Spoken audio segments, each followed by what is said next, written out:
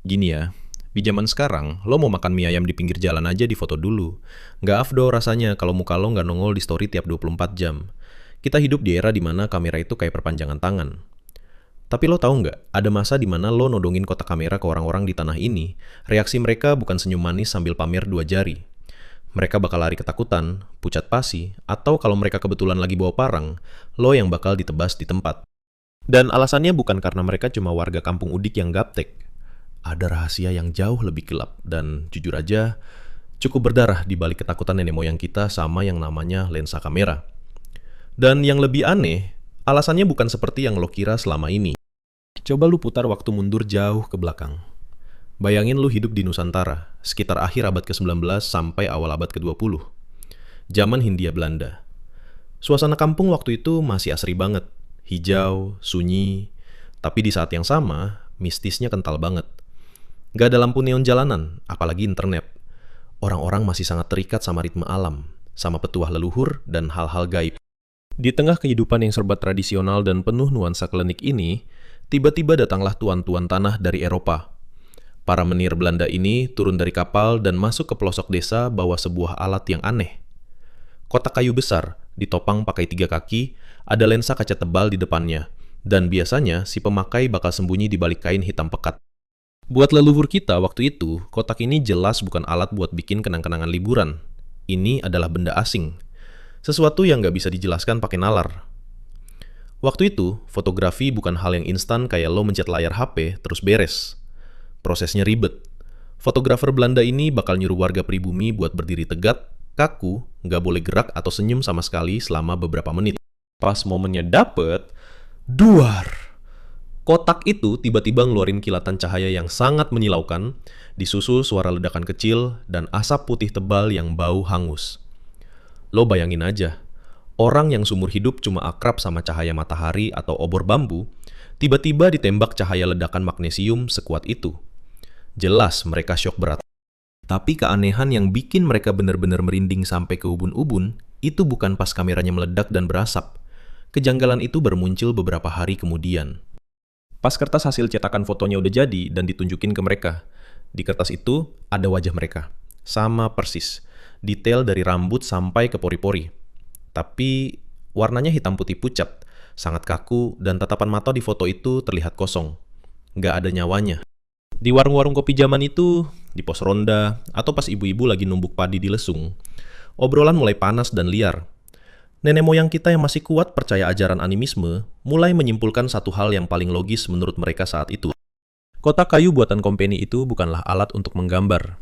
Kotak itu adalah alat buat menyedot sukma, alat penarik jiwa manusia. Masuk akal kan buat mereka? Gimana caranya wajah dan tubuh fisik manusia bisa dipindah ke selembar kertas kecil kalau bukan sebagian jiwanya ditarik paksa dari raga? Mulailah muncul cerita-cerita yang bikin parno satu kampung.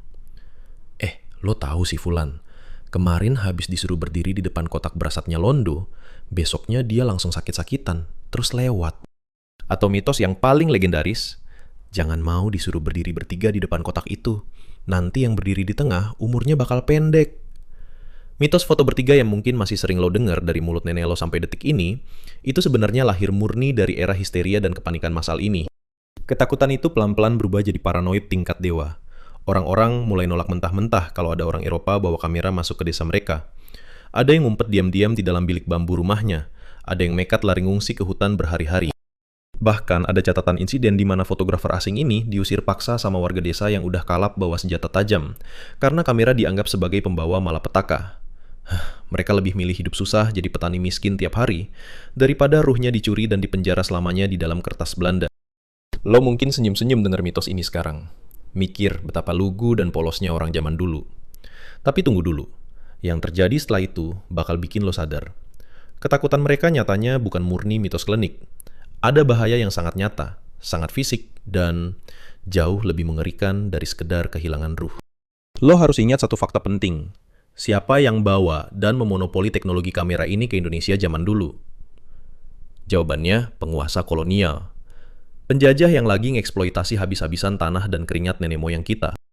Bagi pemerintah Hindia Belanda, kamera itu pada awalnya bukan dipakai buat seni estetika atau motret pemandangan. Ini adalah alat kontrol birokrasi, alat intelijen tingkat tinggi di masa itu. Alat buat mendata populasi, sensus buat narik pajak yang mencekik, dan yang paling parah, alat untuk melacak tenaga kerja paksa. Zaman itu, ribuan warga pribumi yang miskin dikirim paksa jadi kuli kontrak. Mereka dikirim ke perkebunan-perkebunan tembakau dan karet yang sangat terpencil di Sumatera, atau bahkan diseberangkan jauh ke Suriname. Mereka kerja rodi dari subuh sampai malam, dihajar mandor, dan gak jarang mati karena gizi buruk. Banyak dari mereka yang udah gak tahan, akhirnya nyoba kabur dari perkebunan. Dulu, sebelum kamera populer, kalau lo berhasil kabur dan lari ke kampung lain, lo gampang banget buat ngilang dan membaur di tengah masyarakat. Karena Kompeni Belanda cuma punya catatan nama tertulis di buku besar mereka. Dan nama orang Indonesia kan pasaran banget zaman itu. Lo ganti nama dari Paiman jadi Paijo aja. Londo udah pusing 7 keliling nyarinya. Tapi semenjak ada teknologi kamera, semuanya berubah jadi mimpi buruk yang gak ada jalan keluarnya. Muka nenek moyang kita mulai difoto satu persatu secara sistematis untuk dokumen identitas. Disimpan rapi, dijadiin arsip birokrasi di kantor-kantor pemerintahan Belanda. Ini adalah database biometrik pertama di Nusantara yang dipakai murni buat menindas.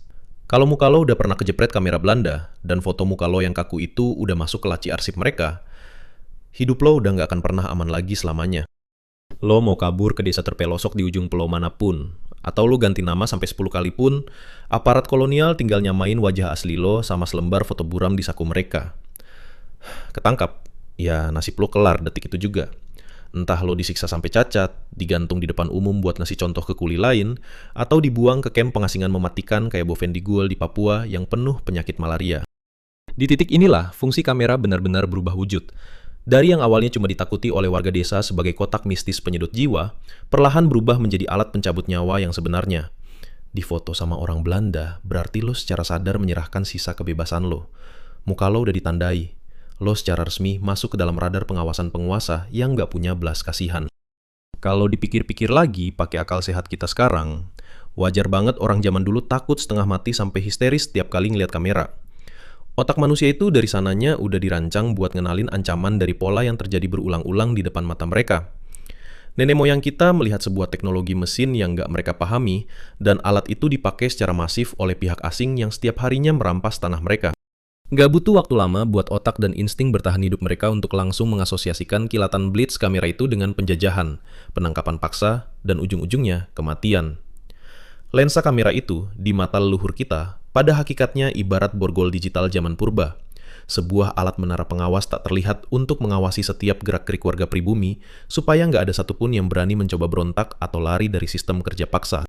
Mereka lari ke hutan dan menolak keras untuk difoto, bukan sekedar karena mereka kemakan mitos murahan. Sembunyi dari bidikan lensa adalah cara terakhir mereka untuk mempertahankan secuil kemerdekaan yang tersisa. Itu adalah bentuk perlawanan diam-diam, mencegah wajah mereka direbut, dicetak, dan dikuasai oleh sistem penguasa yang lalim. Ini ngasih lihat satu hal yang lumayan dalam soal gimana kita sebagai manusia ngerespon sebuah teknologi. Manusia itu, di era manapun mereka hidup, secara insting bakal selalu merasa waspada dan takut sama hal baru yang secara diam-diam mengancam privasi, data diri, dan kebebasan mereka.